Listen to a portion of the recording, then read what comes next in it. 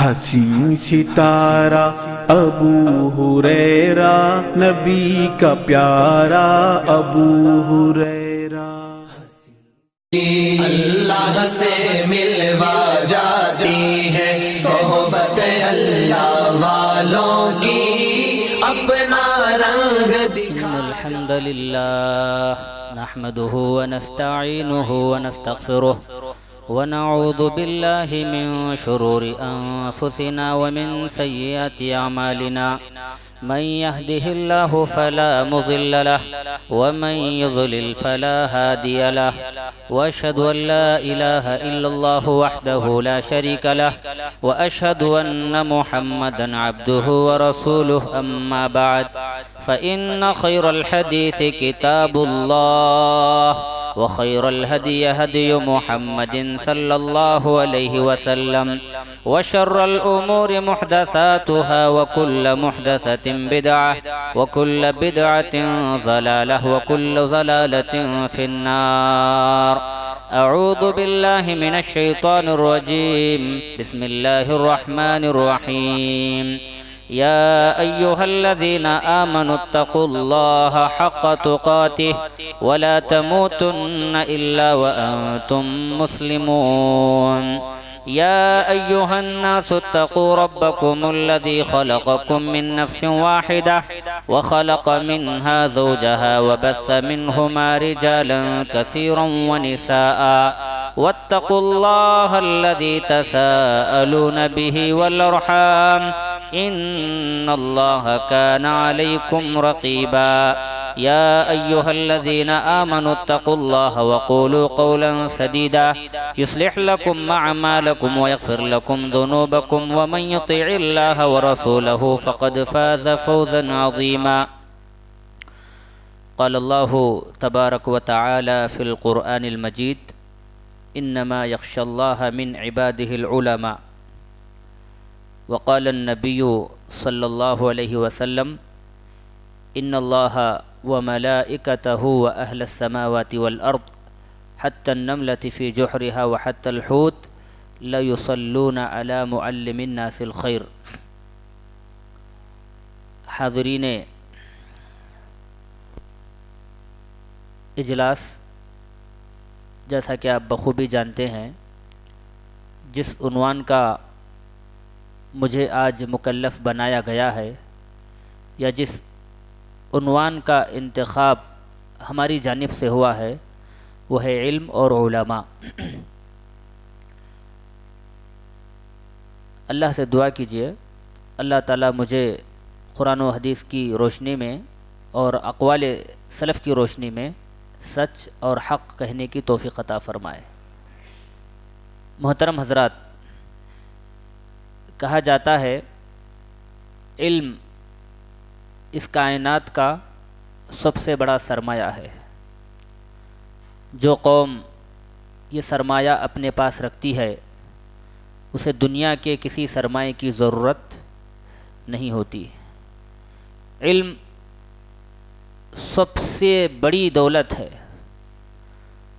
جو قوم یہ دولت اپنے پاس رکھتی ہے، اسے دنیا کے کسی دولت کی ضرورت محسوس نہیں ہوتی.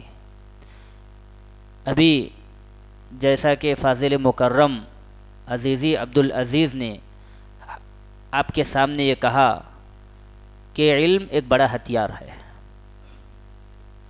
یقینی معنوں میں علم ایک بڑا ہتھیار ہے. جو قوم، جو لوگ یہ ہتھیار اپنے پاس رکھتے ہیں، اسے دنیا میں کسی کو کسی اور ہتھیار کی ضرورت محسوس نہیں ہوتی. یہی وجہ ہے قرآن مجید کا آپ مطالعہ کیجئے. قرآن مجید میں اللہ رب العالمین نے جا بجا جگہ جگہ پر علم اور اس کے مشتقات کا ذکر کیا ہے. دور نہ جائیے گا، قرآن مجید کی سب سے پہلی وحی کا آپ آغاز کیجئے، مطالعہ کیجئے. آپ صلی اللہ علیہ وسلم تو امی تھے، لکھنا پڑھنا نہیں جانتے تھے، لیکن آپ صلی اللہ علیہ وسلم اللہ رب العالمین کی عبادت کرنے کے لیے غار حرا میں جا کر بیٹھ جاتے اور اللہ رب العالمین کی عبادت میں مشغول ہوتے۔ آپ بخوبی جانتے ہیں اسی اثنا میں ایک فرشتہ جسے ہم اور آپ حضرت جبریل علیہ السلام کے نام سے جانتے ہیں، جناب محمد الرسول اللہ صلی اللہ علیہ وسلم کی خدمت میں حاضر ہوتے ہیں اور اللہ کے نبی سے کہتے ہیں اقرأ یا محمد، اے محمد پڑھنا شروع کیجئے۔ لیکن آپ صلی اللہ علیہ وسلم لکھنا پڑھنا تو بالکل نہیں جانتے تھے، کہنے لگے ما انا بقارئ، میں تو پڑھنا لکھنا نہیں جانتا۔ پھر ایک مرتبہ حضرت جبریل علیہ السلام نے کہا اقرأ یا محمد، اے محمد پڑھنا شروع کیجئے۔ اللہ کے نبی صلی اللہ علیہ وسلم نے ارشاد فرمایا ما انا بقارئ، میں لکھنا پڑھنا نہیں جانتا۔ پھر ایک مرتبہ کہا، پھر اللہ کے نبی نے یہی کہا ما انا بقارئ، میں لکھنا پڑھنا نہیں جانتا۔ پھر حضرت جبریل علیہ السلام جناب محمد الرسول اللہ صلی اللہ علیہ وسلم کو اپنے سینے سے لگا کر دباتے ہیں اور پھر کہتے ہیں اے محمد اپنے رب کے نام سے اب پڑھنا شروع کرو۔ تب اللہ کے نبی صلی اللہ علیہ وسلم کی زبان سے یہ کلمات صادر ہو جاتے ہیں اقرأ بسم ربک الذی خلق خلق الانسان من علق اقرأ وربک الاکرم الذی علم بالقلم علم الانسان ما لم يعلم۔ غور فرمائیے گا کتنی آیتیں ابتدا میں جناب محمد الرسول اللہ صلی اللہ علیہ وسلم پر نازل ہوئی؟ 5 آیتیں اللہ کے نبی صلی اللہ علیہ وسلم پر نازل ہوئیں اور 5 آیتوں میں اللہ رب العالمین نے علم کا ذکر فرمایا۔ تو اس سے کیا پتہ چلا؟ اسلام کا آغاز ہی علم سے ہوتا ہے، اور اللہ رب العالمین نے ان آیت کریمہ میں یہ بتلانے کی کوشش کی، یہ بتلایا کہ جو قوم علم کو اپناتی ہے وہی قوم ترقی پا سکتی ہے، جو قوم علم کو اپناتی ہے وہ قوم دیگر قوموں کی بنسبت عزت عظمت تقدس پاتی ہے۔ یہی وجہ ہے اللہ رب العالمین نے لوگوں کی رشد و ہدایت کے لیے سب سے پہلے جس چیز کا تذکرہ کیا وہ علم کے بارے میں کہا اقرأ بسم ربک الذی خلق، اے محمد الرسول اللہ صلی اللہ علیہ وسلم آپ اپنے رب کے نام سے پڑھیے۔ تو اس سے علم کی اہمیت اور اس کا اندازہ ہوتا ہے۔ آدم علیہ السلام کو اللہ رب العالمین نے فرشتوں پر فوقیت عطا فرمائی۔ ذرا غور کیجئے گا، فرشتے اللہ رب العالمین کی عبادت کرنے والے تھے، کبھی بھی وہ اللہ رب العالمین کی نافرمانی نہیں کرتے۔ جب اللہ رب العالمین نے حضرت آدم علیہ السلام کی تخلیق فرمائی یا تخلیق فرمانے والے تھے تو اللہ رب العالمین نے فرشتوں سے کہا وَإِذْ قَالَ رَبُّكَ لِلْمَلَائِكَةِ إِنِّي جَاعِلٌ فِي الْأَرْضِ خَلِيفَةً، تمہارے رب نے کہا فرشتوں سے انی جاعل فی الارض خلیفہ، میں زمین میں ایک نائب بنانے والا ہوں، خلیفہ بنانے والا ہوں۔ فرشتوں نے کیا جواب دیا؟ کہا اتجعل فیہا من یفسد فیہا ویسفک الدماء، اے اللہ روئے زمین پر تو ایسے لوگوں کو کیوں پیدا کر رہا ہے، ایسے لوگوں کو کیوں نائب اور خلیفہ بنا رہا ہے جو زمین میں فساد مچاتے ہیں، جو زمین میں خون بہاتے ہیں، جو زمین میں قتل و غارت گری کا مظاہرہ کرتے ہیں۔ نحن نسبح بحمدک ونقدس لک، اگر تیرا مقصد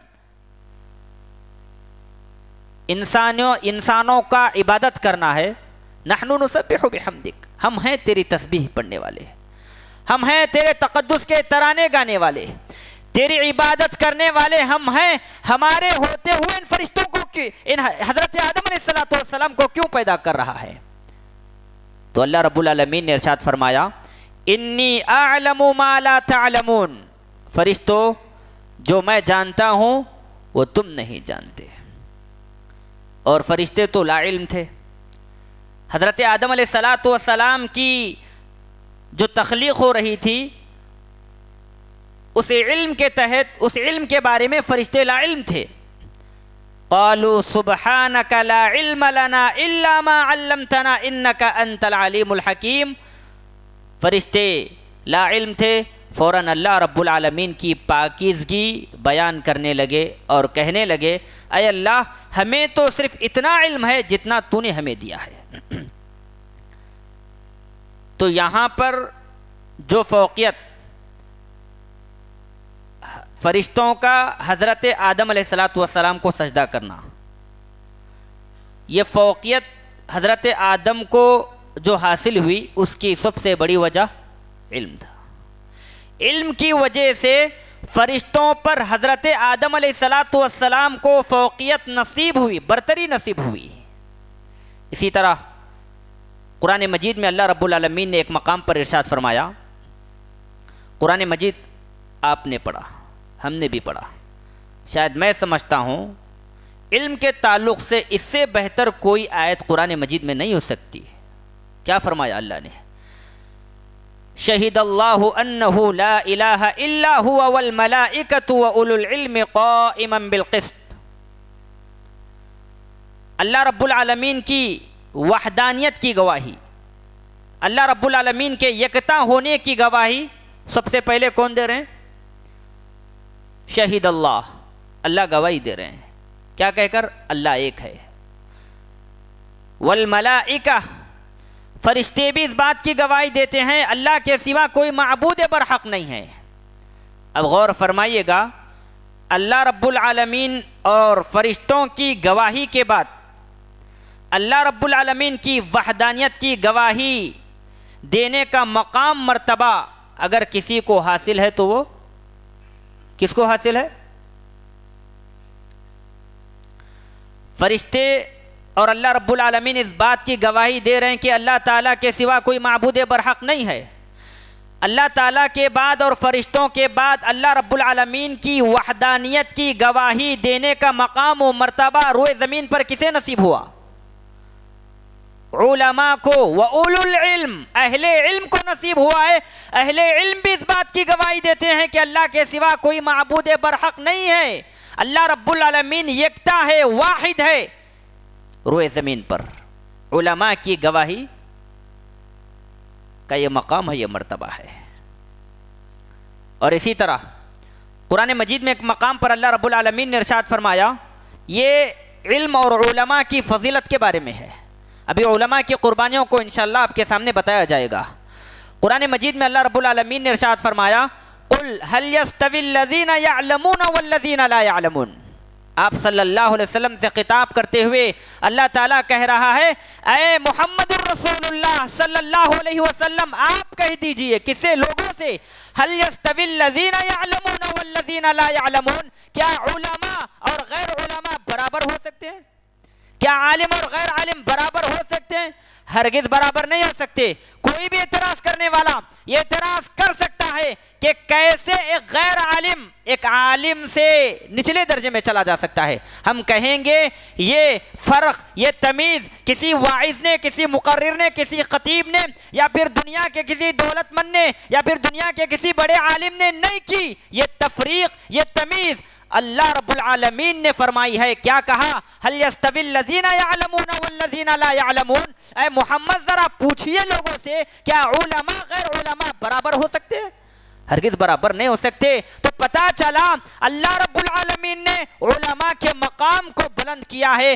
اللہ رب العالمین نے علماء کی اہمیت کو بیان فرمائی ہے. اللہ رب العالمین نے علماء کی قدر و منزلت کو بیان فرمائی ہے. لہذا علماء کی قدر و منزلت، علماء کے مقام و مرتبے کو جس کو اللہ رب العالمین نے بلند کیا ہے اس کو کوئی بھی سلب نہیں کر سکتا، کوئی بھی نہیں چھین سکتا.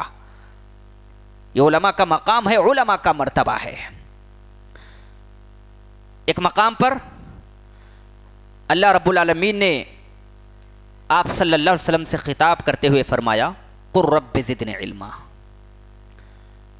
اے محمد صلی اللہ علیہ وسلم آپ کہہ دیجئے رب زدنی علما، میرے رب میرے علم میں زیادتی عطا فرما.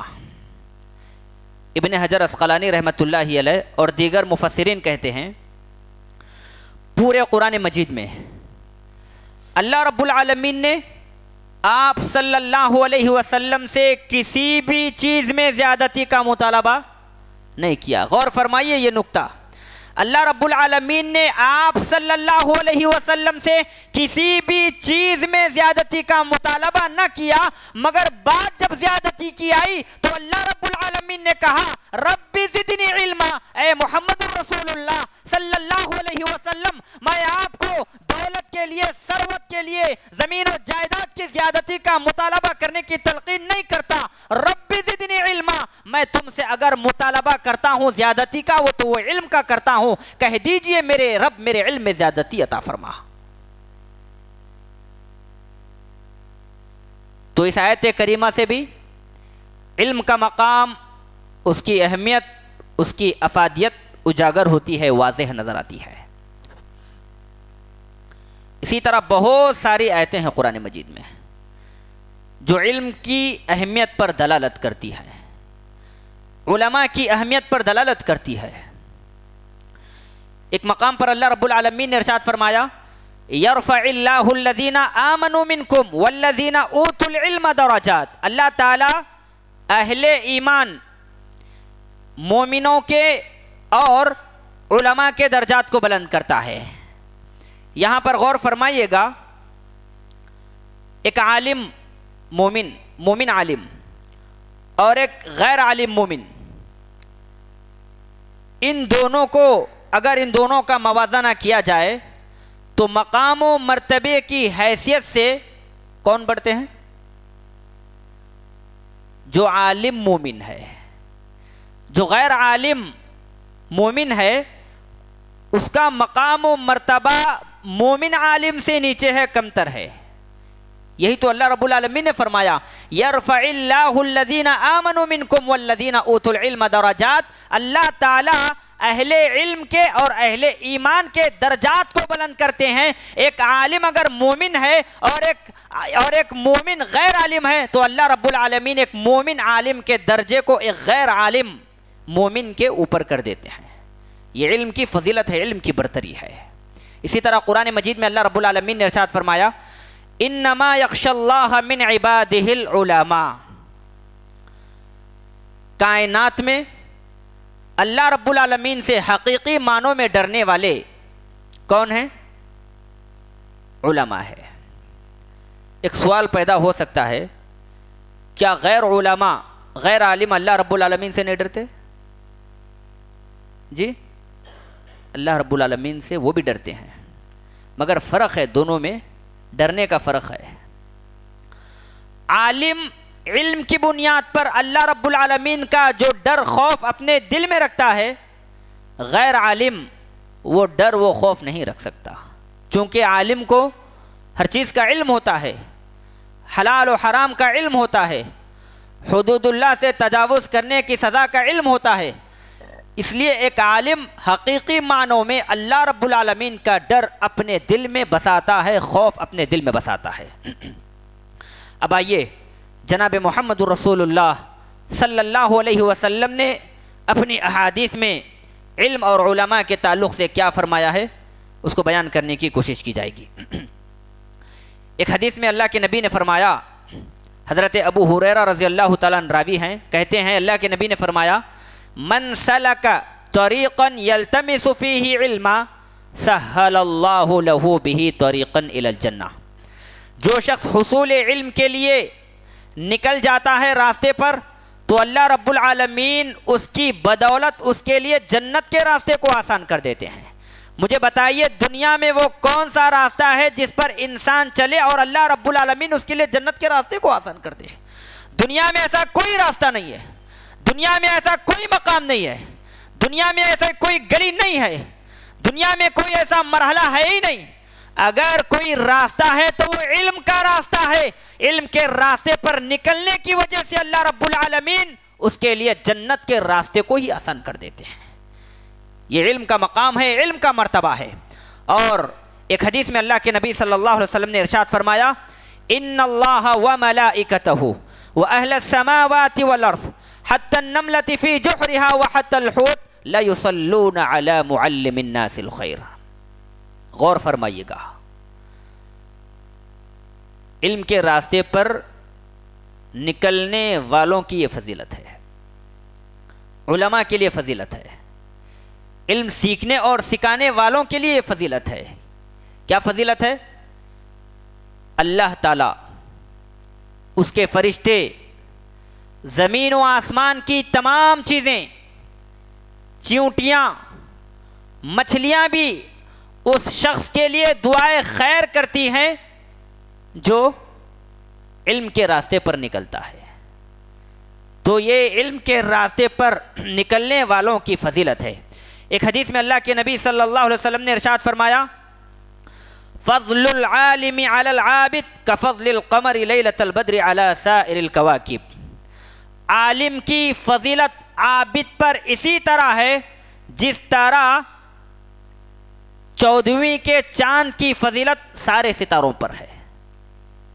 یہ مقام و مرتبہ ہے علماء کا۔ ایک عالم کا مقام ایک عابد سے افضل ہے، یہ میں کسی اور نے نہیں کہا، یہ جناب محمد الرسول اللہ صلی اللہ علیہ وسلم نے اپنی لسان مبارک، زبان مبارک سے کہا، علماء کی حقیقت کو بیان کیا، علماء کی فضیلت کو بیان کیا۔ کیا کہا؟ ایک عالم کی فضیلت عابد پر بہت بڑی ہے۔ اور آگے اللہ کے نبی نے ارشاد فرمایا، ان العلماء ورثۃ الانبیاء۔ علماء کس کے وارث ہیں؟ انبیاء کے وارث ہیں۔ لم یورثوا دینارا ولا درہما۔ انبیاء بطور میراث دینار اور درہم نہیں چھوڑتے۔ آج ایک انسان بطور میراث پراپرٹی چھوڑ کر جاتا ہے، درہم و دینار چھوڑ کر جاتا ہے، دولت ثروت چھوڑ کر جاتا ہے، اکاؤنٹس وغیرہ میں پیسے وغیرہ چھوڑ کر چلا جاتا ہے، مگر انبیاء کیا چھوڑ کر جاتے ہیں؟ بطور میراث علم کو چھوڑ کر جاتے ہیں، اور اس علم کو حاصل کرنے والوں کو کیا کہا جاتا ہے؟ علماء کہا جاتا ہے۔ فمن اخذہ اخذ بحظ وافر۔ جو بھی شخص اس میراث سے، علماء کی، انبیاء کی میراث سے کچھ اخذ کرے، لے علم حاصل کرے، گویا کہ اس نے ایک بڑی مقدار حاصل کی، ایک بڑا نصیبے کو اس نے حاصل کیا۔ یہ علم کی اور علماء کی فضیلت ہے۔ محترم حضرات، آج کے دور میں بالخصوص دین اسلام کی تعلیم سے لوگ نالاں ہیں، پریشان ہیں۔ کیوں؟ اس لیے کہ لوگوں کو اپنے بچوں کا مستقبل اس میں نظر نہیں آتا۔ یہ حقیقت ہے۔ آج ہر کسی کی یہ سوچ ہے کہ اگر عالم بنانے کے لیے مدرسے میں ڈال دیں، بچہ کمائے گا کیا، کھائے گا کیا۔ یہ ایک سوچ ہے، انتہائی غلط سوچ ہے۔ اس کائنات میں سب سے بڑا مقام علم کا مقام ہے، اور وہ کون سا علم ہے؟ جی، دینی علم ہے۔ ابن الجوزی رحمۃ اللہ علیہ اپنی کتاب صید الخاطر میں لکھتے ہیں، ان العلم لما كان اشرف الاشیاء لم يحصل الا بالتعب والسهر والتکرار وهجر اللذات والراحہ۔ دیکھیے، ایک بات ذرا توقف کر کے یاد رکھیے گا، اس علم کو حاصل کرنے کی جتنی فضیلتیں قرآن و حدیث میں بیان ہوئی ہیں، اس علم کے راستے پر نکلنے کی وجہ سے جو فضیلتیں بیان ہوئی ہیں، وہ علم کا راستہ بڑا ہی پرخطر راستہ ہے۔ یہ راستہ آسان راستہ نہیں ہے، مختلف قسم کے قربانیاں طلب کرتا ہے۔ یہ راستہ رشتہ داروں کی، اعزا و اقارب کی، بیٹوں کی، بیٹیوں کی، ماؤں کی، بہنوں کی، باپ کی، اڑوس پڑوس کی، مختلف قسم کی قربانیاں طلب کرتا ہے۔ یہ راستہ بڑا ہی پرخطر راستہ ہے، اور اس علم کو آسانی کے ساتھ بیٹھ کر حاصل نہیں کیا جا سکتا۔ اس علم کو حاصل کرنے کے لیے آپ کو لگاتار محنت کرنا پڑے گا، صبح و شام ایک کرنا پڑے گا، بار بار اس کا تکرار کرنا پڑے گا۔ امام مجاہد اور یحییٰ بن ابی کثیر رحمۃ اللہ علیہ فرماتے ہیں لا ینال العلم براحت الجسم، راحت پسندی کے ساتھ علم کو حاصل نہیں کیا جا سکتا۔ اور ابن الجوزی رحمۃ اللہ علیہ نے فرمایا ان العلم لما كان اشرف الاشیاء لم يحصل الا بالتعب والسهر والتکرار وهجر اللذات والراحة۔ لوگوں، کائنات میں سب سے بڑا مقام علم کا مقام ہے، لم يحصل الا بالتعب، مگر یہ آسانی کے ساتھ حاصل نہیں ہو سکتا، الا بالتعب، اس کو حاصل کرنے کے لیے تھکنا پڑے گا، والسحر، راتوں میں جگنا پڑے گا، والتکرار، اس علم کو حاصل کرنے کے بعد اس علم پر تکیہ کلام کر کے یوں ہی نہیں بیٹھا جائے گا، والتکرار، اس علم کو حاصل کرنے کے بعد بار بار اس علم کا تکرار کیا جائے گا، وحجر اللذات والراحہ، اور راحت پسندی اشیاء، راحت پسند چیزوں کو ترک کرنا پڑے گا، چھوڑ دینا پڑے گا، تب جا کر قرآن کا علم، تب جا کر حدیث کا علم، تب جا کر ہمیں دین میں تفقہ حاصل ہو سکتا ہے۔ اور یہ تفقہ کا حاصل ہونا یہ اللہ رب العالمین کی جانب سے ہے۔ اللہ تعالیٰ نے فرمایا، اللہ کے نبی نے فرمایا من یرید اللہ بہ خیرا یفقہہ فی الدین، جس شخص کے ساتھ اللہ تعالیٰ بھلائی کا ارادہ کرتا ہے اسے دین کی سمجھ ادا کرتا ہے۔ آج لوگ دنیا میں مختلف چیزیں چاہتے ہیں، لیکن اللہ رب العالمین جس کو علم دین عطا کرے، جس کو علم دین میں تفقہ عطا فرمائے، سمجھ جائیے اللہ رب العالمین اس کے ساتھ بھلائی کا ارادہ رکھتے ہیں۔ اسی لیے تو اللہ رب العالمین نے اسے علم دین سے نوازا، اسے علم دین میں تفقہ سے نوازا۔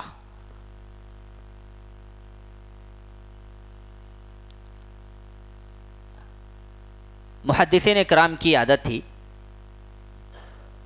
وہ اس علم کو کبھی بھی ضائع نہیں کیا کرتے تھے، کسی بھی طریقے سے اس علم کو لے لیتے، اس کی حفاظت صیانت میں لگے رہتے، کوئی یاد کر لیتے، کوئی اس کو لکھ کر رکھ لیتے، کوئی اس میں تحقیق تفتیش سے کام لیتے۔ یہ محدثین اکرام کا وتیرہ تھا۔ اب غور فرمائیے گا، ہمارے پاس بہت ساری کتابیں آج ہیں، حدیث کے کتب آج ہمارے سامنے ہیں۔ کیا کبھی آپ نے غور و فکر کیا، سوچا، تدبر کیا کہ ایک ایک کتاب کو لکھنے کے سلسلے میں ان کتابوں کے مصنفین نے کس قدر جاں فشانی سے کام لیا، کیسی کیسی انہوں نے محنت کی، شاید آپ کو اس کا اندازہ بھی نہیں ہوگا۔ امام بخاری رحمۃ اللہ علیہ کی کتاب کا کیا نام ہے؟ جی جو بھی امام بخاری رحمۃ اللہ علیہ کی پوری کتاب کا نام بتائے گا اس کو ہماری جانب سے نام رہے گا۔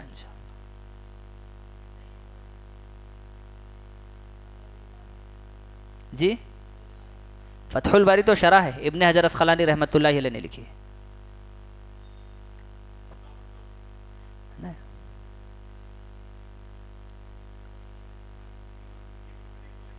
عموماً تو صحیح بخاری کہا جاتا ہے، مگر اس کتاب کا نام کیا ہے؟ امام بخاری رحمۃ اللہ علیہ کے تعلق سے کون جانتے ہیں؟ امام بخاری رحمۃ اللہ علیہ نے حدیثوں کو کس طرح لکھا؟ تقریباً 3 لاکھ، ایک روایت کے مطابق 6 لاکھ احادیث سے امام بخاری رحمۃ اللہ علیہ نے حدیثوں کو لکھا ہے، جمع کیا ہے اپنی کتاب میں۔ کتنے حدیثوں کو؟ جی ابن حجر اسقلانی رحمۃ اللہ علیہ کی تحقیق کے مطابق 7000 چلر، اور ابن الصلاح کی تحقیق کے مطابق تقریباً 9000۔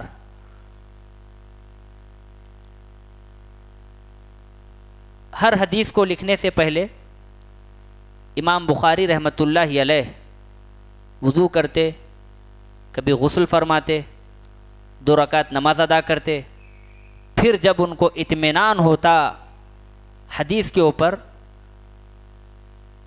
اس کے بعد وہ اپنی کتاب میں حدیث کو قلم بند کرتے، لکھ دیتے ہیں۔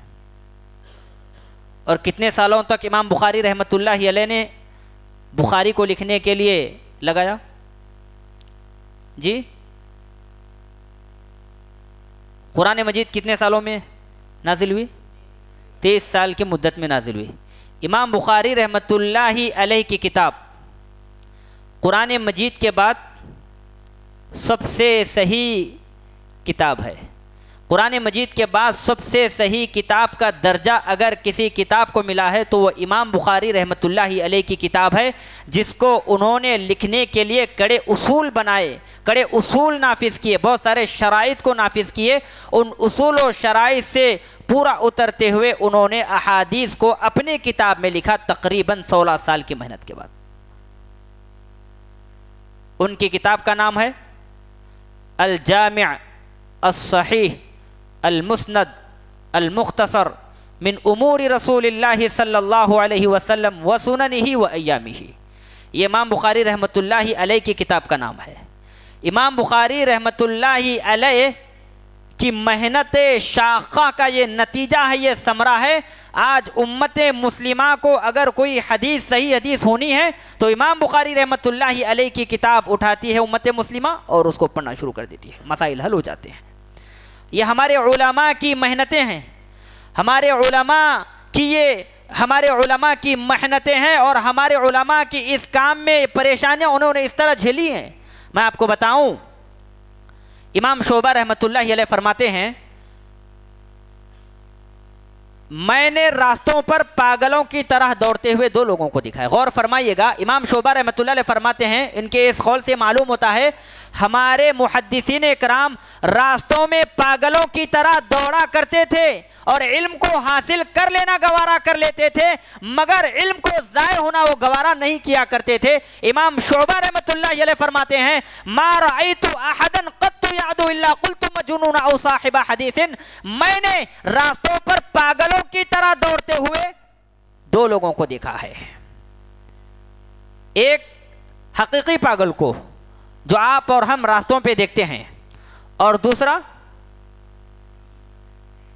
محدثین اکرام کو، علم حدیث حاصل کرنے والوں کو، یعنی محدثین اکرام حصول علم کے لیے راستوں میں پاگلوں کی طرح دوڑ کر علم حدیث کو حاصل کر لیتے اور علم حدیث کو ضائع کرنا وہ کبھی بھی گوارا نہ کرتے۔ اس کی مثالیں صحابہ اکرام میں بھی ہے، تابعین میں بھی ہے، تبع تابعین میں بھی ہے، محدثین عظام میں بھی ہے۔ ابن عباس رضی اللہ تعالیٰ عنہ کو کون نہیں جانتا، جن کے بارے میں اللہ کے نبی جناب محمد رسول اللہ صلی اللہ علیہ وسلم نے اپنی زبان مبارک سے دعا فرمائی تھی، اے اللہ اس بچے کو قرآن کا مفسر بنانا، اے اللہ اس بچے کو قرآن کا علم عطا کرنا۔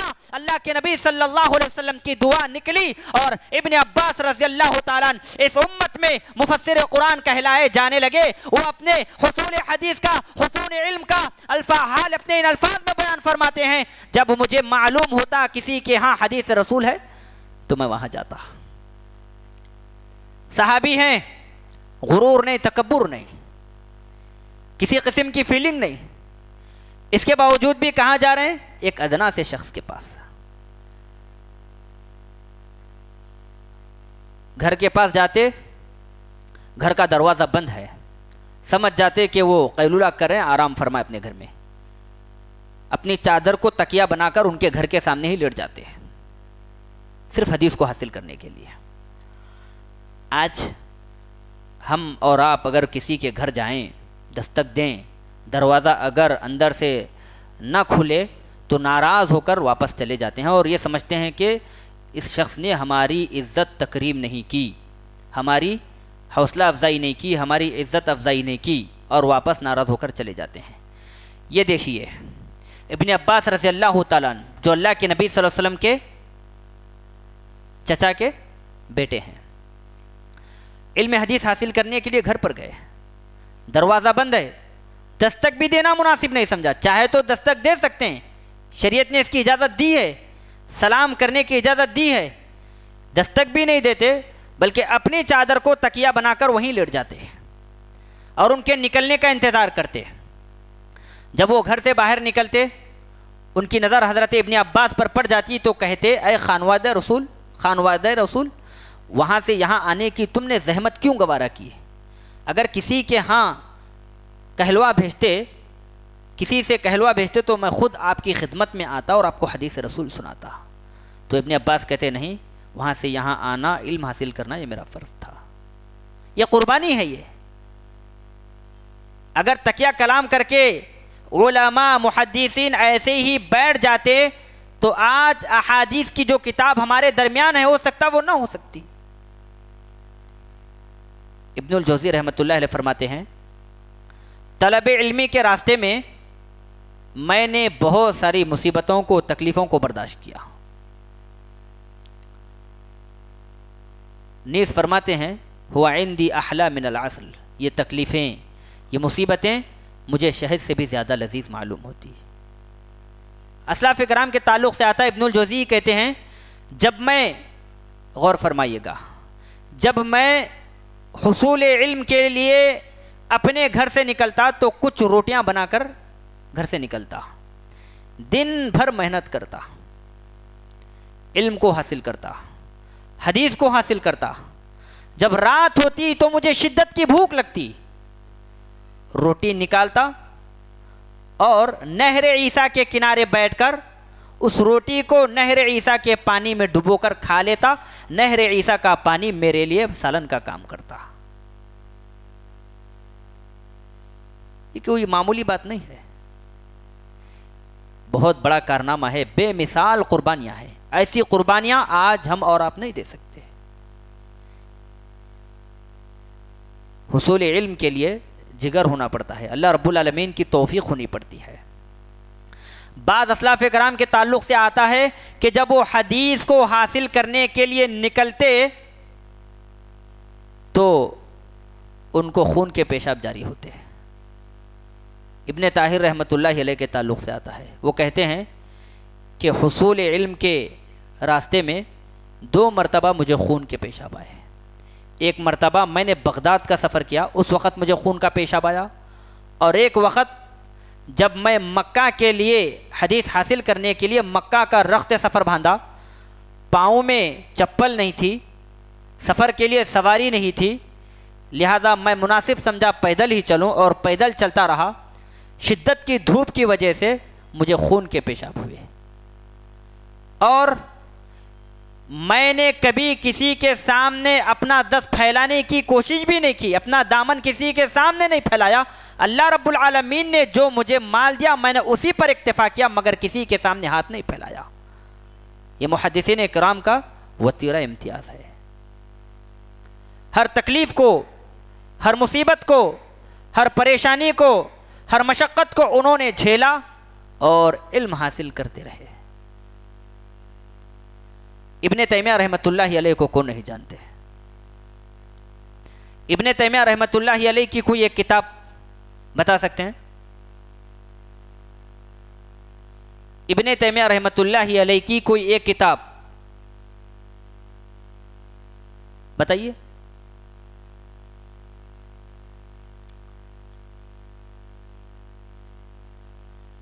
عقیدۃ الواسطیہ، شاید یہاں پہ نصاب تعلیم میں بھی ہیں، یہاں پڑھا رہے ہیں شاید، عقیدہ واسطیہ۔ شہر واسط سے ایک آدمی آیا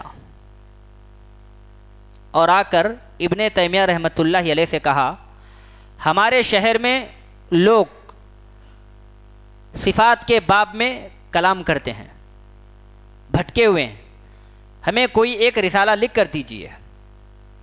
ابن تیمیہ رحمۃ اللہ علیہ اس کو لکھنے کے لیے بیٹھ گئے۔ کب بیٹھ گئے؟ عصر میں، نماز عصر کے بعد کتاب لکھنے کے لیے بیٹھ گئے، اور مغرب کے ختم ہونے تک انہوں نے کتاب لکھ ڈالی، اور اس کا انتساب اس آدمی کے شہر کی طرف کیا، اس کا نام ہی عقیدہ واسطیہ رکھ دیا۔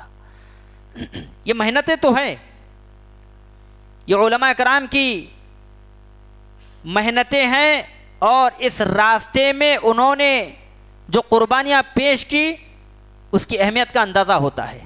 عصر کے بعد بیٹھ گئے اور مغرب کے ختم ہونے تک کتاب لکھ دی عقیدہ واسطیہ، اور آپ جانتے ہوں گے کئی سو کتابیں، کئی سو شروحات اس کتاب کی لکھی گئی ہے۔ جس کتاب کی جتنی شروحات لکھی جائیں گی اس کتاب کی اہمیت، اس کی افادت اتنی زیادہ ہوتی ہے۔ ابن تیمیہ رحمۃ اللہ علیہ تقریباً کتنے کتابوں کو لکھا جانتے ہیں آپ؟ تقریباً 1000 کتابوں کو امام ابن تیمیہ رحمۃ اللہ علیہ نے لکھا ہے۔ لکھنے اور پڑھنے کا جنون ایسا جنون تھا کہ جب بھی احوا پرست کوئی کلام کرتے تو ابن تیمیہ رحمۃ اللہ علیہ اس کا رد کرتے قرآن و حدیث کی روشنی میں، جس کی وجہ سے کئی مرتبہ امام ابن تیمیہ رحمۃ اللہ علیہ کو پابند سلاسل ہونا پڑا۔ کئی مرتبہ امام ابن تیمیہ رحمۃ اللہ علیہ نے رد کرنے کی وجہ سے قید و بند کی صعوبتوں کو برداشت کیا۔ کئی مرتبہ امام ابن تیمیہ رحمۃ اللہ علیہ کو جیل میں ڈالا گیا۔ غور کیجیے گا، جیل میں ڈالنا یہ کوئی معمولی بات نہیں ہے، ایک دو مرتبہ نہیں، تقریباً 8 مرتبہ امام ابن تیمیہ رحمۃ اللہ علیہ کو جیل میں ڈالا گیا۔ جیل میں جانے کے بعد بھی ان کے علم کا جذبہ ختم نہیں ہوا، ان کے علم کی پیاس ختم نہیں ہوئی۔ جیل میں بیٹھ کر بھی امام ابن تیمیہ رحمۃ اللہ علیہ کتابوں کو لکھنے کا کام کیا۔ جیلر کو جب یہ معلوم ہوا تو امام ابن تیمیہ رحمۃ اللہ علیہ سے ورقات، کاغذات اور قلم ادوات وغیرہ سب چھین لیے۔ امام ابن تیمیہ رحمۃ اللہ علیہ نے پھر بھی خاموش نہیں بیٹھا، بلکہ کوئلے سے دیواروں پر، جیل کی دیواروں پر علم دین کو لکھنا شروع کیا، اور آخر میں امام ابن تیمیہ رحمۃ اللہ علیہ کی وفات جیل ہی میں ہوئی اور جیل ہی سے ان کا جنازہ نکلا۔ یہ ابن تیمیہ رحمۃ اللہ علیہ جن کی کتابوں کو پڑھ کر آج ہم اور آپ عقیدہ سیکھتے ہیں، عقیدے کی باتیں سنتے ہیں، علماء کبار سے تعلیم حاصل کرتے ہیں، آپ کو معلوم ہونا چاہیے جناب محمد الرسول اللہ صلی اللہ علیہ وسلم پر جب سب و شتم کی بات آئی تو سب سے پہلے حکم نافذ کر کے کتاب لکھنے والی شخصیت کا نام امام ابن تیمیہ رحمۃ اللہ علیہ ہے۔ الصارم المسلول علی شاتم الرسول، جو نبی کو سب و شتم کرے گا، جو نبی کو گالی دے گا، جو نبی کو برا بھلا کہے گا، اس کا سر تن سے جدا کر دیا جائے گا۔ اس کتاب کو لکھنے والی شخصیت کا نام امام ابن تیمیہ رحمۃ اللہ علیہ ہے۔ آج جو لوگ امام ابن تیمیہ رحمۃ اللہ علیہ کو تانے دیتے ہیں، امام ابن تیمیہ کو کہتے ہیں کہ گستاخ رسول ہے، امام ابن تیمیہ رحمۃ اللہ علیہ کی شان میں گستاخی کرتے ہیں، حالانکہ در حقیقت میں جناب محمد رسول اللہ صلی اللہ علیہ وسلم کے حکم پر عمل نہ کرتے ہوئے ایک قسم سے وہی جناب محمد رسول اللہ کی گستاخی کرتے ہیں۔ امام ابن تیمیہ رحمۃ اللہ علیہ پر جو تان تشنیع کرتے ہیں، امام ابن تیمیہ رحمۃ اللہ علیہ کو جو گستاخ رسول کہتے ہیں، انہیں معلوم ہونا چاہیے جناب محمد رسول اللہ صلی اللہ علیہ وسلم پر جب گستاخی ہو، اس کتاب کو لکھنے والی شخصیت کا نام امام ابن تیمیہ ہے۔ الصارم المسلول علی شاتم الرسول، جناب محمد رسول اللہ پر جو بھی سب و شتم کرے گا، جو بھی گالی دے گا، اس کا سر تن سے جدا کیا جائے گا۔ اس سے پہلے کوئی ایک کتاب بتائیے جو نبی صلی اللہ علیہ وسلم کی گستاخی کی جائے تو اس کا کیا حکم ہے، اور اس پر کتاب لکھنے والے کسی شخص کا نام بتائیے۔ امام ابن تیمیہ رحمۃ اللہ علیہ ہے، بہت ساری کتابوں کو انہوں نے تصنیف فرمایا۔ منہاج السنت النبویہ، منہاج السنت النبویہ، کبھی اس کا نام سنا ہے آپ نے؟ شیعہ کو، روافض کو اگر جاننا ہے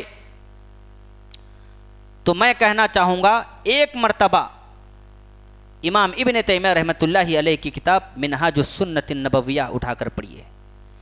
جتنے بھی آج لوگ شیعوں پر، روافض پر، ان بدبختوں پر لکھتے ہیں، وہ امام ابن تیمیہ رحمۃ اللہ علیہ کی کتاب سے پڑھ کر ہی آج ہمارے علماء کا نام لکھتے ہیں۔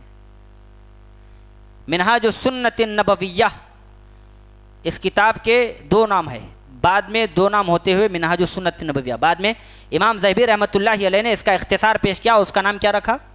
منہاج السنت النبویہ۔ جناب محمد رسول اللہ صلی اللہ علیہ وسلم کے صحابہ پر ہے اور شیعہ کے رد پر کتاب ہے، بڑی زبردست کتاب ہے۔ تو امام ابن تیمیہ رحمۃ اللہ علیہ کی بھی یہ محنت شاقہ ہے، ان کی یہ بے مثال قربانیاں ہیں۔ انہوں نے کئی کتب کو صرف اس لیے تصنیف فرمائی تاکہ امت مسلمہ گمراہ نہ ہو سکے اور امت مسلمہ راہ ہدایت پر گامزن رہے۔ ایک ایک حدیث کے لیے علماء کرام نے بے مثال قربانی پیش کی ہے۔ میں آپ کو بتاؤں، جابر بن عبداللہ رضی اللہ تعالیٰ عنہ، انہیں معلوم ہوا کہ عبداللہ بن انیس کے طریقے سے ایک روایت انہیں معلوم ہوئی، تو فوراً انہوں نے اونٹ کو خریدا، مدینے سے، مدینے میں ہے، اونٹ خریدا، پالان کسا، اور ایک حدیث کی تحقیق کے لیے، صرف ایک حدیث کو حاصل کرنے کے لیے مدینے سے مصر کی طرف گئے۔ اللہ اکبر، ایک حدیث کے لیے صرف۔ دروازے کے باہر کھڑے ہو کر آواز دی، چوکیدار نے اطلاع دی تو عبداللہ بن انیس باہر آئے دوڑے دوڑے، سلام جواب کے بعد جابر بن عبداللہ رضی اللہ تعالیٰ عنہ نے کہا کہ مجھے ایک حدیث آئی ہے آپ کے طریقے سے، کیا آپ کو حدیث یاد ہے؟ عبداللہ بن انیس رضی اللہ تعالیٰ عنہ نے حدیث سنائی۔ پھر اس کے بعد جابر بن عبداللہ نے کہا میں یہاں صرف ایک حدیث کے لیے آیا تھا، میرا کوئی اور ارادہ نہیں تھا، ملاقات کی غرض سے میں نہیں آیا، لہذا حدیث کو انہوں نے وہاں سے اخذ کیا اور فوراً پھر مدینے کے لیے نکل پڑے، رکنا بھی گوارہ نہیں کیا، کھانا بھی گوارہ نہیں کیا، صرف ایک حدیث کو لے لیے اور مصر سے پھر مدینے کی طرف چل دیے۔ صحابہ کرام کی بھی بے مثال قربانیاں ہیں۔ اسی لیے کہا جاتا ہے علم کو کہاں سے لیا جائے؟ علماء سے لیا جائے، حقیقی علم کو علماء سے لیا جائے۔ کیوں علماء سے لیا جائے؟ جی، ابن سیرین رحمۃ اللہ علیہ نے فرمایا، امام مسلم رحمۃ اللہ علیہ نے اپنے مقدمے میں لکھا ہے ان کے قول کو، ابن سیرین رحمۃ اللہ علیہ نے فرمایا ان ھذا العلم دین فانظروا عمن تأخذون دینکم، لوگو یہ علم در حقیقت کیا ہے؟ علم کیا ہے؟ یہ دین ہے، علم دین ہے۔ فانظروا عمن تأخذون دینکم، تو تم دیکھو دین کہاں سے لے رہے ہو، علم کہاں سے لے رہے ہو۔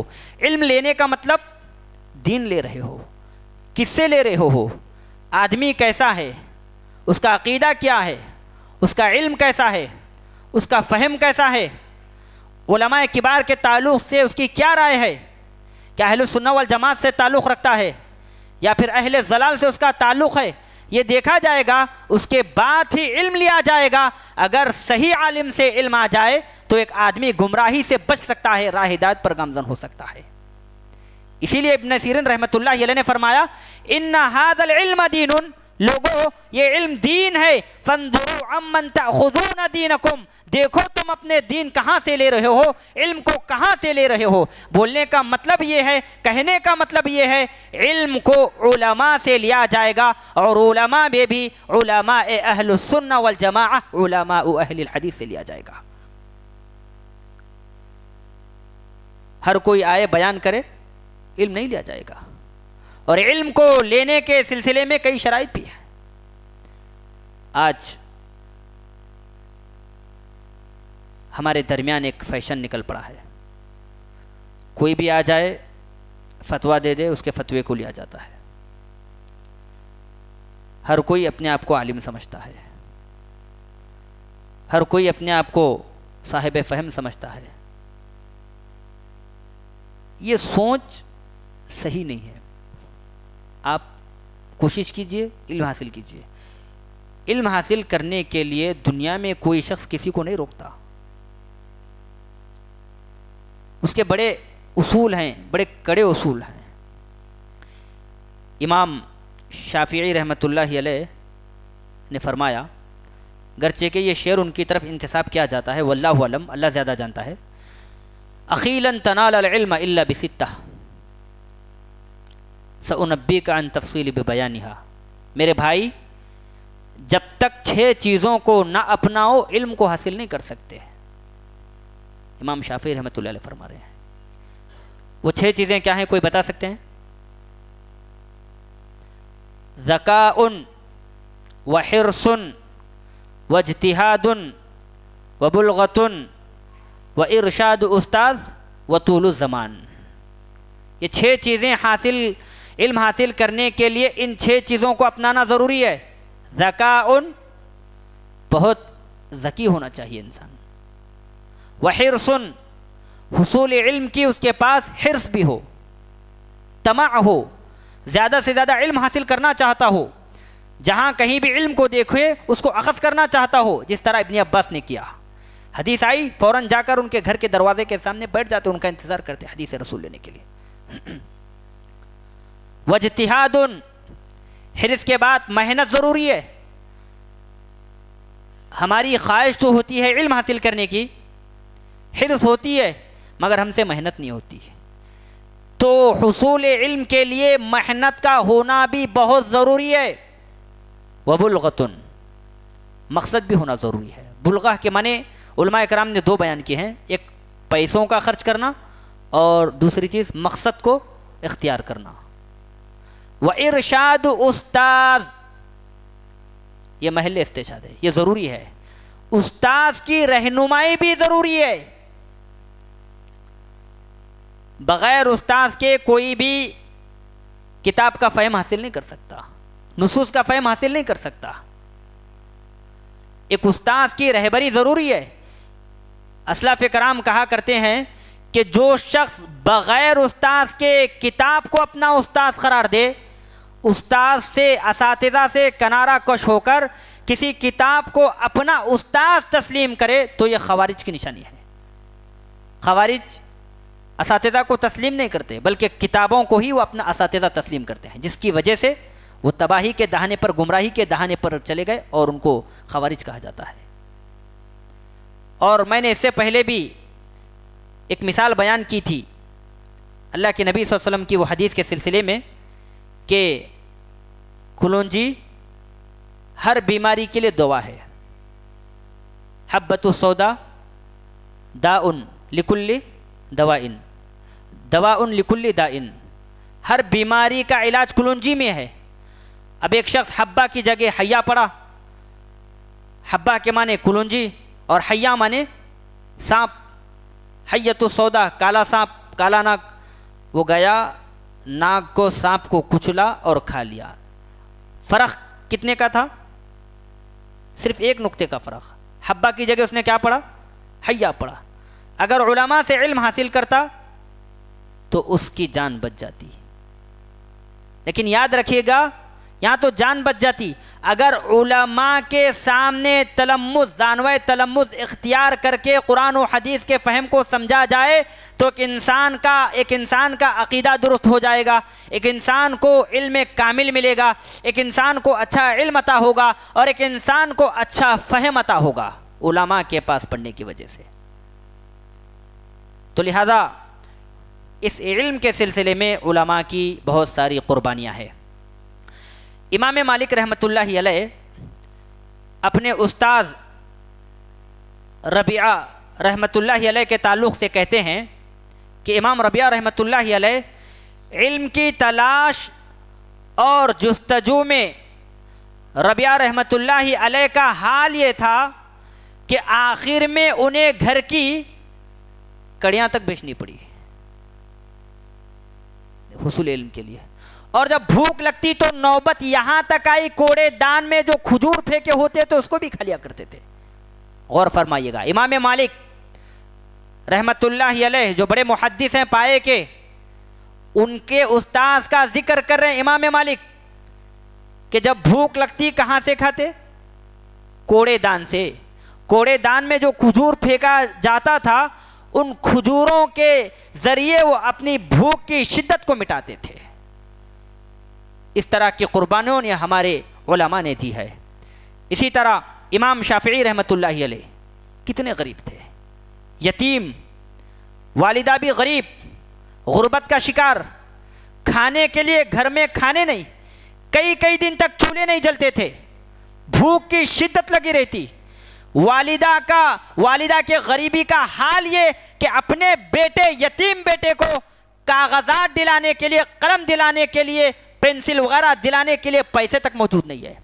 امام شافعی رحمۃ اللہ علیہ فرماتے ہیں میں دیکھتا تھا جب مجھے کہیں پر چکنی ہڈی نظر آ جاتی میں اس کو فوراً اٹھا لیتا اور علم حدیث کو اس ہڈی پر لکھنا شروع کر دیتا. یہ امام شافعی رحمۃ اللہ علیہ کر رہے ہیں. غربت کا یہ عالم مگر جذبہ حصول علم بھی دیکھیے. غربت کو آڑ بنا کر نشانہ بنا کر ہمارے اسلاف نے علم سے تہی دامنی اختیار نہیں کی بلکہ اور شدت سے انہوں نے علم کو حاصل کیا اور شدت سے انہوں نے علم کو پڑھا اور شدت سے انہوں نے علم کو لکھا اور شدت سے انہوں نے علم کی حفاظت کی صیانت کی. اسی طرح ابو ہریرہ رضی اللہ تعالیٰ عنہ کو کون جانتے ہیں, کون نہیں جانتے. بھوک لگی ایک مرتبہ, اصحاب صفہ میں سے یہ نبی صلی اللہ علیہ وسلم کے شاگرد رشید ہیں. 3 دن کے فاقے کشی پر مجبور ہیں, 3 دن تک کھانا نہیں کھایا. جب شدت کی بھوک لگی تو اللہ کے نبی صلی اللہ علیہ وسلم کی راہ میں انتظار کرنے لگے. سب سے پہلے حضرت عمر بن خطاب رضی اللہ تعالیٰ عنہ کا گزر ہوا. انہوں نے ایک ایسی تلاوت حضرت عمر بن خطاب کو بتائی جس میں بھوک کا تذکرہ تھا. عمر بن خطاب رضی اللہ تعالیٰ عنہ نے بات کو, نزاکت کو نہ سمجھ سکے, آیت کا ظاہری معنی مفہوم بتا کر آگے چل دیے. ابو بکر رضی اللہ تعالیٰ عنہ کا گزر ہوا, اسی آیت کی بابت پوچھا تو ابو بکر رضی اللہ تعالیٰ عنہ نے بھی نزاکت کو سمجھ نہ سکے اور آیت کا ظاہری معنی مفہوم بتا کر چل دیے. اور آخر میں جناب محمد الرسول اللہ صلی اللہ علیہ وسلم کا گزر ہوا. حضرت ابو ہریرہ رضی اللہ تعالیٰ عنہ نے وہی آیت کی بابت جناب محمد الرسول اللہ صلی اللہ علیہ وسلم سے پوچھی تو اللہ کے نبی صلی اللہ علیہ وسلم سمجھ گئے کہ ابو ہریرہ رضی اللہ تعالیٰ عنہ کو شدت کی بھوک لگی ہے. اللہ کے نبی صلی اللہ علیہ وسلم نے اس آیت کا ظاہری معنی مفہوم بھی بتایا اور حضرت ابو ہریرہ رضی اللہ تعالیٰ عنہ کو پکڑ کر کھانے کے انتظام کے لیے بھی لے کر نکل پڑے. حضرت ابو ہریرہ رضی اللہ تعالیٰ عنہ خود کہتے ہیں اپنے بارے میں, کنت اسرع بین منبر رسول اللہ صلی اللہ علیہ وسلم وحجرت عائشہ رضی اللہ تعالیٰ عنہ فیقال مجنون وما بی مجنون وما بی الا الجوع. کیا فرما رہے ہیں؟ کہہ رہے ہیں کہ لوگوں, حصول علم کے راستے میں اتنا لگا ہوا تھا, علم کو حاصل کرنے کا ایسا جذبہ تھا کہ کئی دن مجھے فاقہ کشی پر مجبور ہونا پڑتا تھا, کئی دن تک میرے پیٹ میں کھانا نہیں جاتا تھا, جس کی وجہ سے میں نبی صلی اللہ علیہ وسلم کے منبر اور حضرت عائشہ رضی اللہ تعالی عنہا کے حجرے کے درمیان بے ہوش ہو کر گر جاتا تھا. اللہ اکبر. غور فرمائیے گا, حضرت ابو ہریرہ رضی اللہ تعالیٰ عنہ جنہوں نے جناب محمد الرسول اللہ صلی اللہ علیہ وسلم سے سب سے زیادہ احادیث کو اخذ کیا ہے, روایت کی ہے, ان کا یہ عالم ہے کئی دن تک فاقہ کشی پر مجبور اور بے ہوش ہو کر گر پڑ رہے ہیں. لوگ دیکھنے والے دیکھ رہے ہیں اور کیا کہہ رہے ہیں؟ کہہ رہے ہیں فیقال مجنون, اسے مرگی کا دورہ پڑا ہوا ہے, اسے بیماری لائق ہو گئی ہے. وما بی مجنون, مگر میں دیوانہ نہیں ہوتا تھا اور نہ مجھے مرگی کا دورہ پڑا ہوا ہوتا تھا. مجھے تو شدت کی بھوک لگا کرتی تھی, میں تو کئی دن فاقہ کشی پر مجبور ہوا کرتا تھا اور اسی فاقہ کشی نے مجھے بے ہوشی طاری کر دی اور لوگ سمجھنے لگے کہ مجھے مرگی کا دورہ پڑا ہے. اللہ اکبر. یہ حضرت ابو ہریرہ رضی اللہ تعالیٰ عنہ کی بے مثال قربانیاں ہیں. فاقہ کشی پر مجبور ہوئے, بے ہوش ہونا گوارا کیا, لوگوں نے تانا دیا کہ انہیں مرگی کا دورہ پڑا ہے, ان سب باتوں کو انہوں نے قبول کیا, لیکن جناب محمد الرسول اللہ صلی اللہ علیہ وسلم سے زانو تلمذ اختیار کر کے حدیث رسول کو انہوں نے گوانا ترک کرنا نہیں چھوڑا, گوارا نہ کیا. صحابہ اکرام جناب محمد رسول اللہ صلی اللہ علیہ وسلم سے اسی طرح علم حاصل کیا کرتے تھے. امام احمد رحمۃ اللہ علیہ فرماتے ہیں اس علم نے یعنی دینی علم نے مجھے بڑا بلند مقام عطا فرمایا. آج لوگ کیا سمجھتے ہیں؟ دنیا میں اگر کوئی اچھا عہدہ مل جائے, کوئی اچھا منصب مل جائے, ڈاکٹر بن جائے, انجینئر وغیرہ بن جائے, کوئی سائنسدان بن جائے, تو سمجھتے ہیں کہ ہمیں بہت بڑا مقام ملے گا، حقیقت میں اس کو مقام مرتبہ نہیں ملتا۔ غور کیجئے گا آپ، امام اعمش رحمۃ اللہ علیہ فرما رہے ہیں اس علم نے مجھے بہت بلند مقام دیا، اور اگر میں اس علم کو حاصل نہ کرتا تو کوئی سبزی فروش ہوتا، لوگ خرید و فروخت کے سلسلے میں مجھ سے ترش روی کا مظاہرہ کرتے، سخت کلامی کا مظاہرہ کرتے اور تنگی محسوس کرتے بات کرنے کے سلسلے میں۔ امام ابو الاسد الدویلی رحمۃ اللہ علیہ فرماتے ہیں لیس شیء اعز من العلم، الملوک حکام علی الناس والعلماء حکام علی الملوک۔ غور کیجئے گا، دنیا میں سب سے زیادہ باعزت چیز علم ہے، سب سے بڑا مقام دنیا میں علم کا مقام ہے۔ الملوک حکام علی الناس، بادشاہ کس پر حکومت کرتے ہیں؟ بادشاہ کس پر حکومت کرتے ہیں جی؟ عوام پر، رعایا پر۔ والعلماء حکام علی الملوک، اور علماء کس پر حکومت کرتے ہیں؟ بادشاہوں پر۔ اور یہ بات صحیح ہے، یہ بات صحیح ہے۔ آپ نے تاریخ پڑھی ہوگی، بڑے بڑے بادشاہ صحابہ اکرام کے سامنے گردن جھکا کر کھڑے ہو جاتے، بڑے بڑے بادشاہ تابعین تبع تابعین کے سامنے اپنی گردن کو جھکا کر کھڑے ہو جاتے اور عرض کرتے کہ ایک اشارہ تمہارا ہو جائے اور ہمارا حکم ہو، ہمارا عمل ہو جائے۔ اس زمانے کے علماء کا یہ حال تھا، بڑے بڑے بادشاہ بھی ان سے کپ کپا جاتے تھے، ڈر جاتے تھے۔ ابن عمر رضی اللہ تعالیٰ عنہ، ابن عباس رضی اللہ تعالیٰ عنہ، یہ بڑے بڑے علماء ہیں، بڑے بڑے صحابہ ہیں جن کے سامنے بادشاہ وقت بھی جھکا کرتے تھے، ان سے جھک کر ملا کرتے تھے۔ یہ علم کا پاور ہے، یہ علم کا مقام و مرتبہ ہے، یہ علم کی اہمیت ہے، یہ علم کی فضیلت ہے، یہ علم کی افادیت ہے۔ جس کسی کو اللہ رب العالمین علم دین عطا فرمائے، دنیا کا بڑے سے بڑا شخص بھی ایک عالم دین کے سامنے آ کر جھک جاتا ہے، اور عالم وہ بھی عالم ربانی جس کو اللہ رب العالمین نے صحیح علم عطا فرمایا ہو، صحیح تفقہ فقہ عطا فرمایا ہو۔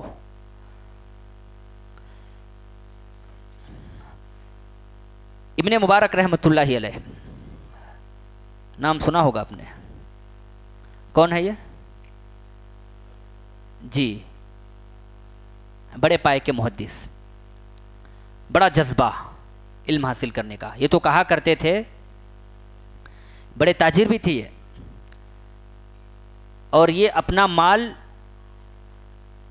علماء اور طلباء پر لگایا کرتے تھے تاکہ بچے اچھا پڑھیں اور علماء اور محنت کر کے اور کتابیں لکھیں۔ خود محدث بڑے ہیں۔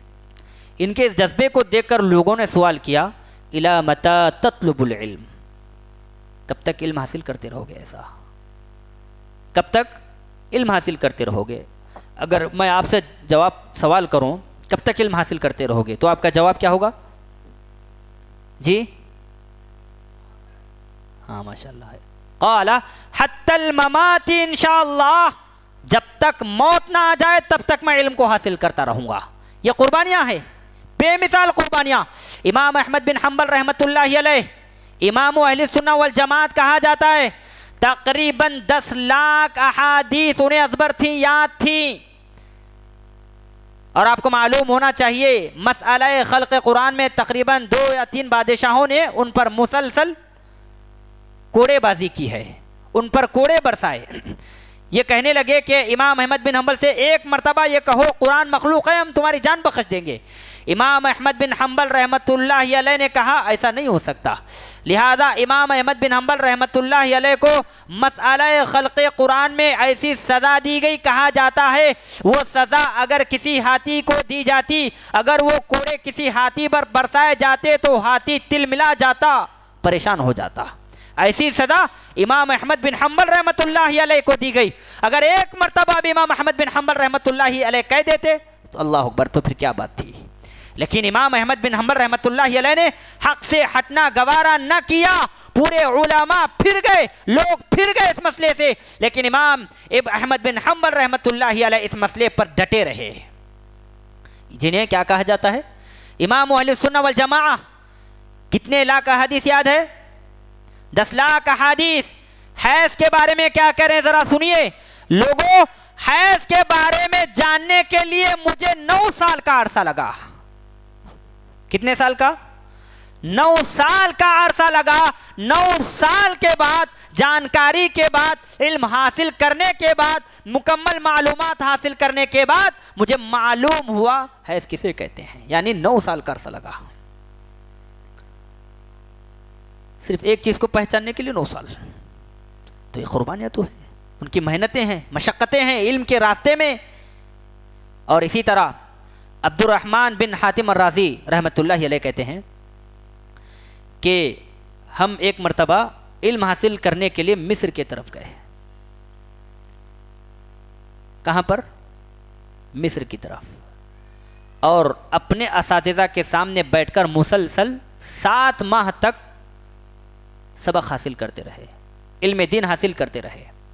وہ فرماتے ہیں 7 ماہ کے درمیان ہم نے نہ گوشت کھایا نہ گوشت کا سالن اپنی زبان پہ چکھا.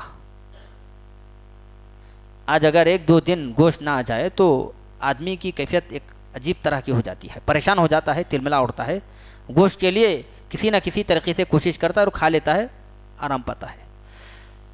7 ماہ تک نہ گوشت کھایا نہ گوشت کا سالن چکھا. وہ فرماتے ہیں ایک دن ہم اپنے ایک استاذ کے پاس علم دین حاصل کرنے کے لیے گئے تو معلوم ہوا وہ بیمار ہیں. تو ہم وہاں سے واپس پلٹے. جب راستے میں جا رہے تھے تو ہمیں ایک مچھلی فروش نظر آیا. مچھلی کو دیکھا تو ہمیں اچھی نظر آئی، لہذا ہم نے مچھلی خریدی تاکہ 7 ماہ کے گوشت کی بھوک کو مٹا سکیں. 7 ماہ تک گوشت نہیں کھایا تھا نہ سالن چکھا تھا، لہذا ہم نے مناسب سمجھا مچھلی خریدی جائے اور گھر آ کر اس کو پکایا جائے، کھایا جائے. یہ کب سوچ رہے ہیں؟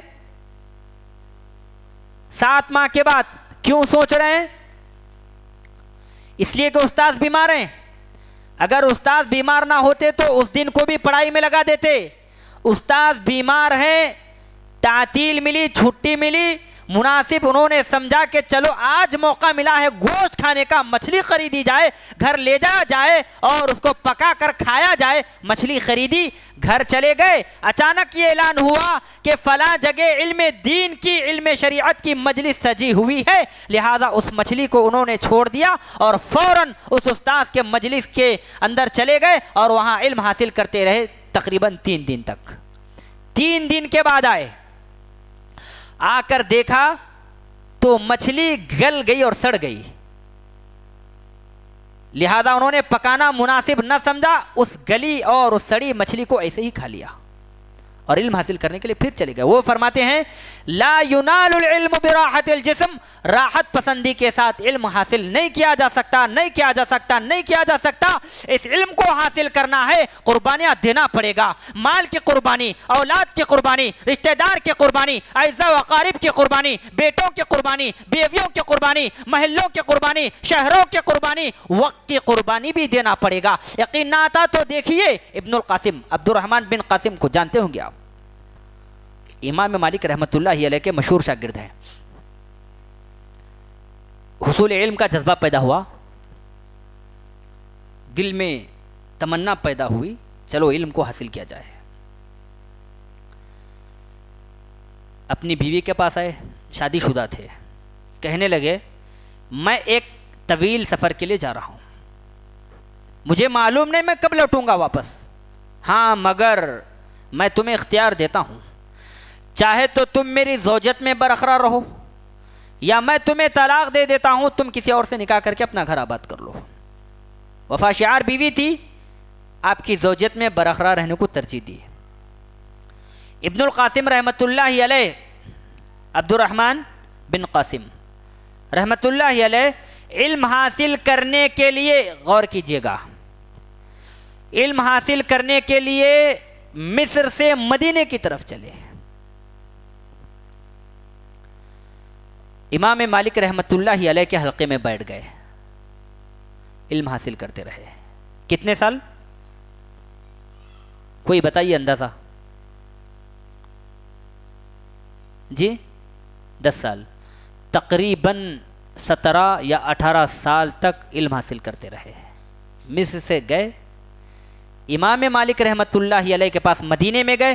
امام مالک رحمۃ اللہ علیہ کے حلقے میں بیٹھ کر تقریباً 17 یا 18 سال تک علم حاصل کرتے رہے. وہ خود بیان کرتے ہیں 17 یا 18 سال کے بعد مصر سے ایک نوجوان آیا, امام مالک رحمۃ اللہ علیہ کے حلقے میں آ کر میرے بارے میں پوچھا. لوگوں نے میری طرف اشارہ کیا, وہ نوجوان مجھے اٹھایا, غور سے میرا مطالعہ کرنے لگا, مجھے دیکھنے لگا, مجھے اس کے اندر سے ایک عجیب قسم کی خوشبو محسوس ہونے لگی, اور اس نوجوان نے مجھے کھڑا کر کے میرے جبین کا, میرے پیشانی کا بوسہ لیا. میں نے غور کیا, غور سے دیکھا تو مجھے معلوم ہوا یہ میرا بیٹا ہے. جب میں حصول علم کے لیے مصر سے مدینے کی طرف نکلا تو میرے بچے کی پیدائش میرے گھر میں ہوئی تھی. یہ وقت کی قربانی ہے. ایسے ہی علم دین حاصل نہیں ہوتا, تقریباً 10 سال 8 سال اس علم میں لگانا پڑتا ہے.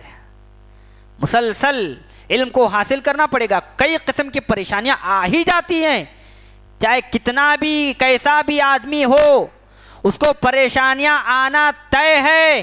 کسی نہ کسی قسم کی ابتلا و آزمائش میں مبتلا ہو سکتا ہے.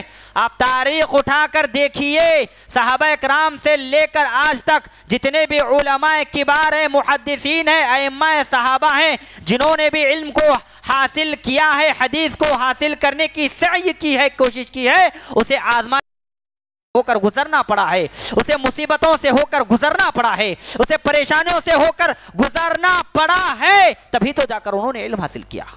امام مسلم رحمۃ اللہ علیہ ایک حدیث کی تفتیش کے لیے بیٹھ گئے, حدیث کو تلاش کر رہے ہیں اور سامنے رکھی ہوئی کھجوروں کی ٹوکری میں سے کھجور کھا رہے ہیں. احساس تک نہ ہوا, پورے کھجور کھا لیے. لہذا طبیب نے دیکھ کر کہا کہ تم نے کھجوریں بہت زیادہ کھا لی ہیں. پیشاب میں خون اور گرمی پیدا ہو گئی تھی, اور اسی گرمی کی وجہ سے امام مسلم رحمۃ اللہ علیہ اس دنیا سے چلے گئے. ایک حدیث کی تفتیش کرنے کے لیے بیٹھ گئے, احساس تک نہیں ہوا, کھجور کھا لیے, اس گرمی کی وجہ سے ان کا انتقال ہو گیا. تو محترم حضرات, بتانے کا مقصد یہ ہے, علماء کرام نے امت محمدیہ کے محدثین نے اس علم کو حاصل کرنے میں اور اس علم کی حفاظت کرنے کے سلسلے میں بے مثال قربانیاں اس امت کو دی ہیں. یہ تو چند اعلیٰ نمونے ہیں, چند قربانیاں ہیں. اگر دیکھا جائے تو ایک تاریخ بھری پڑی ہے علماء کرام کی قربانیوں کی. اللہ سے دعا ہے اللہ تعالی ہم تمام کو علم کے مقام کو, مرتبے کو سمجھتے ہوئے اس کے مطابق عمل کرنے کی توفیق عطا فرما. آمین. وآخر دعوانا ان الحمدللہ رب العالمین. مزید علماء اور مقررین کے بیانات سننے کے لیے ہمارے YouTube چینل کو سبسکرائب کیجیے. جزاک اللہ.